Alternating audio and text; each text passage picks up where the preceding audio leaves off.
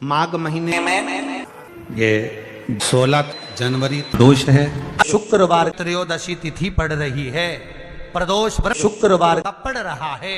प्रदोष काल का दीप, प्रदोष काल की आराधना, प्रदोष काल की साधना और प्रदोष काल में परमात्मा का लिया गया नाम हमारे करोड़ों करोड़ों करोड़ों करोड़ों पुण्य को प्रबल कर देता है और हमारे पाप को छिन्न।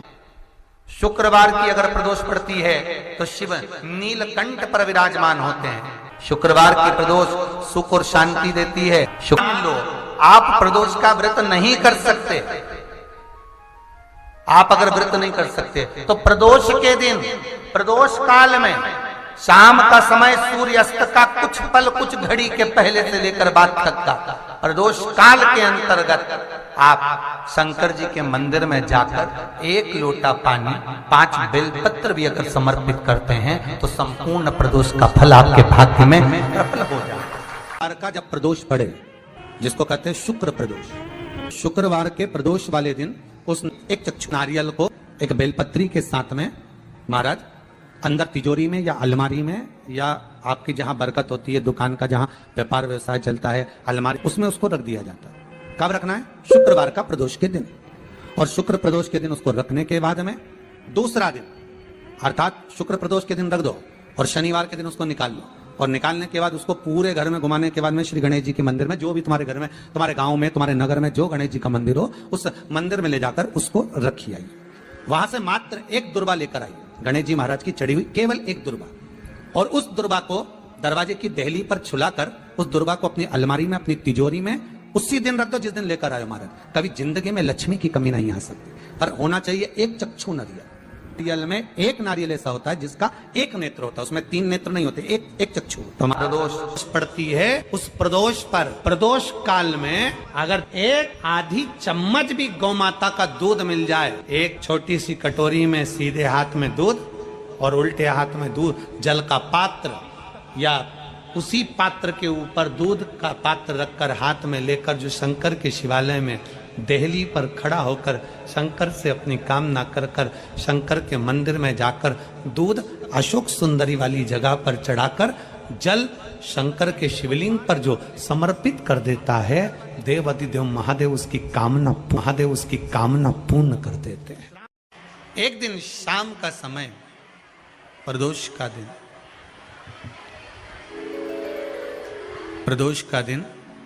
प्रदोष काल, शाम का समय, भगवान देवाधिदेव महादेव मां जगतजननी पार्वती जी के साथ में भ्रमण पर निकले। देखिए,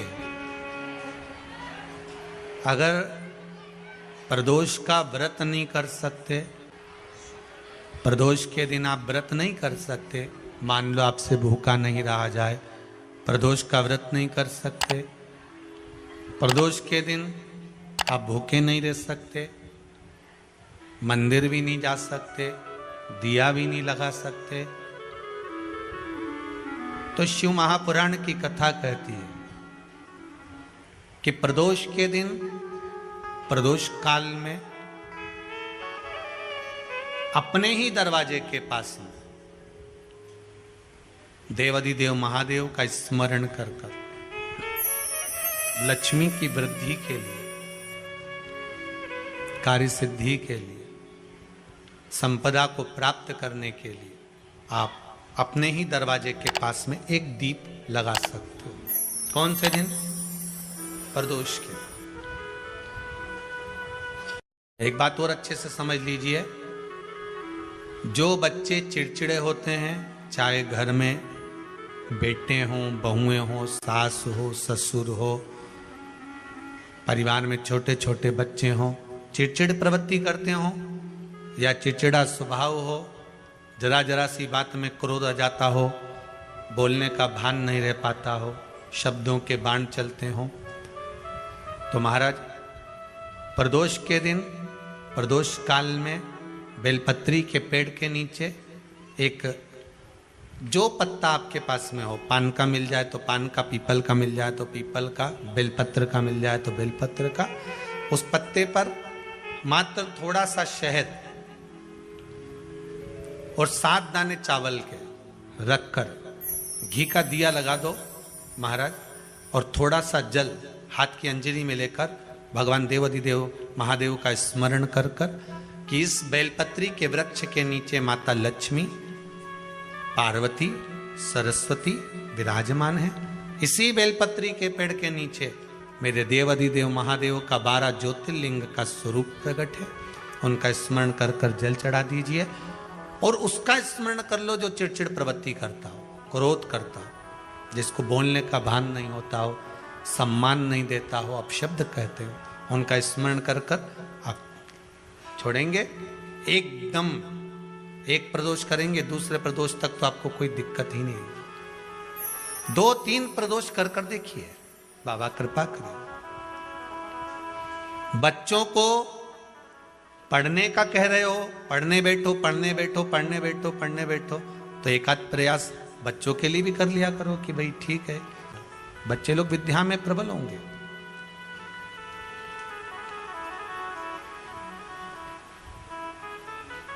शिव उपासना का जो फल है वह 1000 गुना।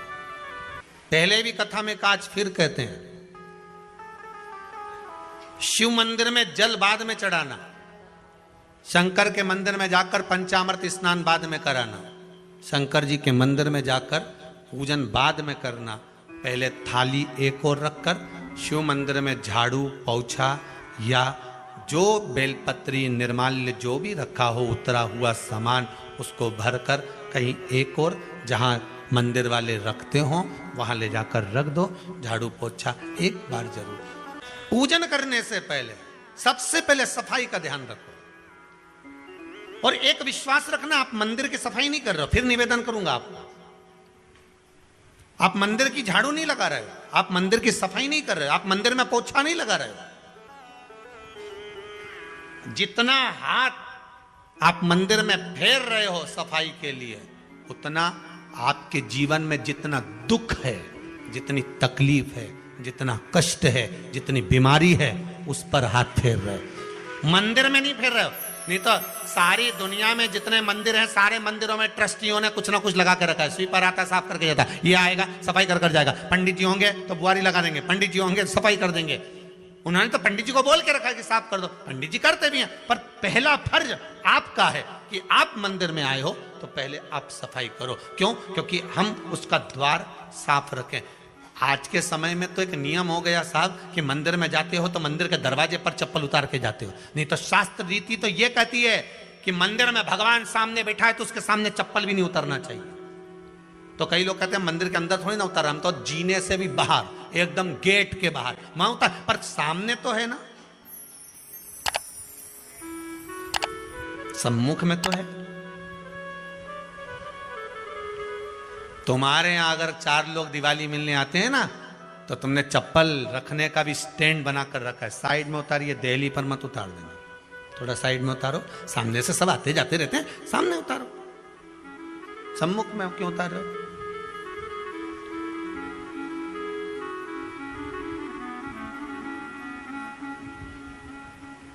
थोड़ा द्वार पे से दूर उतारिए।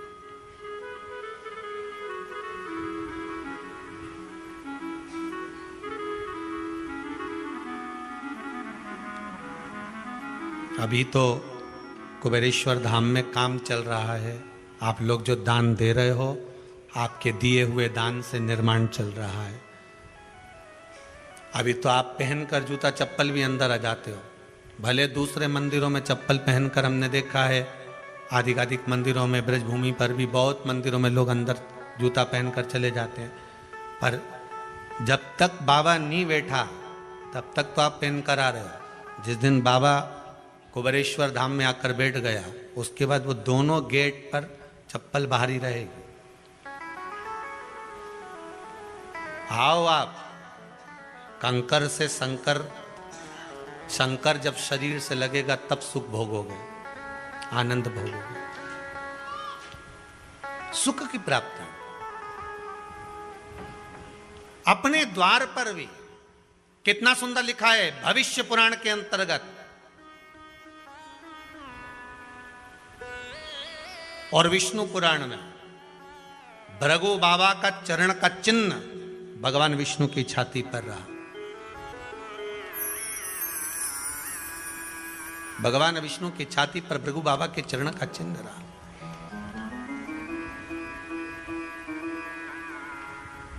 चरण का चिन्ह। अब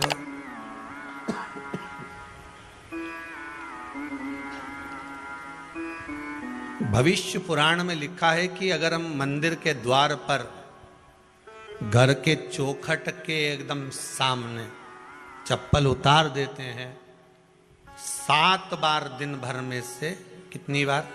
7 बार विष्णु पुराण कहती है ऐसा कोई दिन नहीं होता जिस दिन दरवाजे पर 7 बार लक्ष्मी आकर खड़ी नहीं होती हो। कल एक कथा कही थी आपको कि प्रत्येक मनुष्य के भाग्य में सुख लिखा है, केवल मंथन करना। भविष्य पुराण कहती है 7 बार लक्ष्मी प्रत्येक मनुष्य के दरवाजे पर जाकर खड़ी होती है, पर द्वार पर चप्पल पड़ी होने के कारणवश वो लौट कर चली जाती है। बहुत ध्यान दीजिएगा महाराज, थोड़ा सा आपको बुरा लगेगा, लग जाए, और शिव पुराण है, जीवन संवार देगी तो अच्छी बात है, जीवन संवार दे तो अच्छी बात है। मंदिर के द्वार पर हम जब चप्पल छोड़ते हैं, जिस मंदिर की चौखट पर चप्पल छोड़ी है, आप जितनी देर आराधना में लगे रहते हैं उतनी देर तक आपकी चप्पल पर जितने लोग लांग कर जाते हैं, जितने लोग लांग कर प्रवेश करते हैं, उसका भी दुख आपके भाग्य में आता चले जाता है। ध्यान दीजिएगा जरा।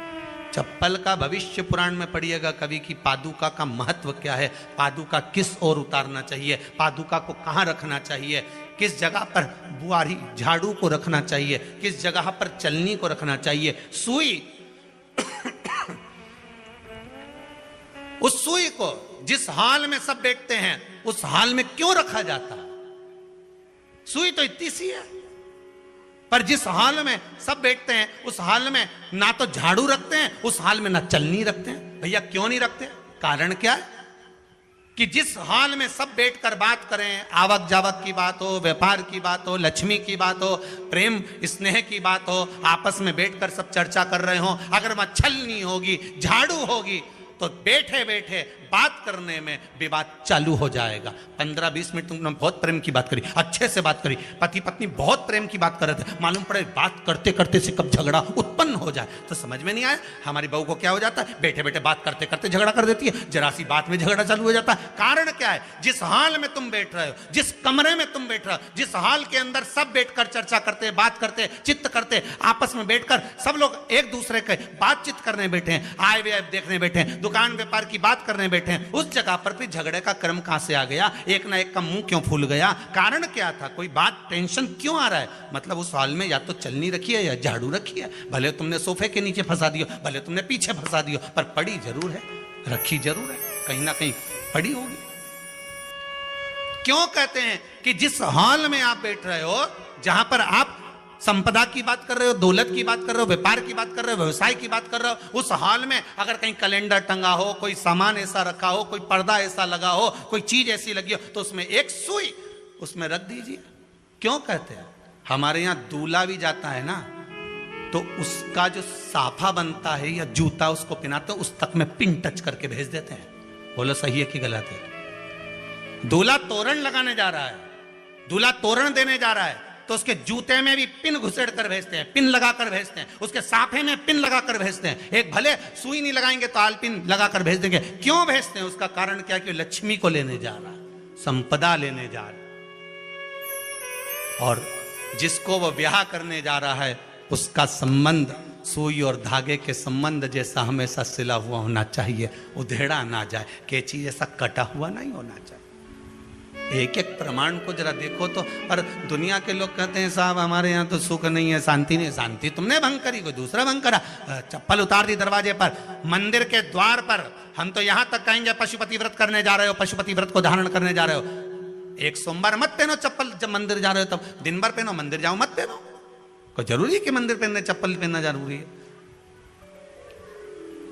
मत पहनो। मंदिर के द्वार पर जहां भगवान विराजे हैं उसके द्वार पर अगर आपने चप्पल उतारी है आप तो अंदर चले गए, पर जितने लोग लांग रहे हैं उसका मालूम, उसका स्मरण कितना कितना गया। छाता, चप्पल, आसन, मांग का टीका, इसका भी वर्णन पहले कर चुके हैं कथाओं में, आप लोगों ने सुना होगा। छाते का भी वर्णन किया, किसी का छाता बारिश में तुम लेकर आ गए, पानी गिरने लगा, जी जी तुम्हारा छाता देना, छाता तो लेकर आ गए, पर जितने दिन तुम्हारे घर में रखा हुआ है उतना दिन तक हिसाब लगा कर रखना कि 15 दिन रखा तो तैयारी रख लेना, 15 दिन में कितने घंटे हुए, कितने घंटे कितने पल, उतना आपको दुख भोगना पड़ेगा। दूसरे का छाता आया, इसलिए कोई प्राण छोड़ता है, मरता है, तो उसके पद में यही सब चीजें देना पड़ती। क्या क्या बोलते जाओ, छाता, चप्पल, आसन, माला, सब देना पड़ता है। बोलो देते कि नहीं देते? तो क्यों देना पड़ता है छाता? क्या काम का कि छाता देना पड़ेगा? क्या व्यक्ति 24 घंटे क्या धूप में रहता था कि पानी में रहता था जो छाता देना पड़ेगा? चप्पल क्यों देना पड़ेगा? किस लिए देना पड़ेगा? उसका शास्त्र प्रमाण।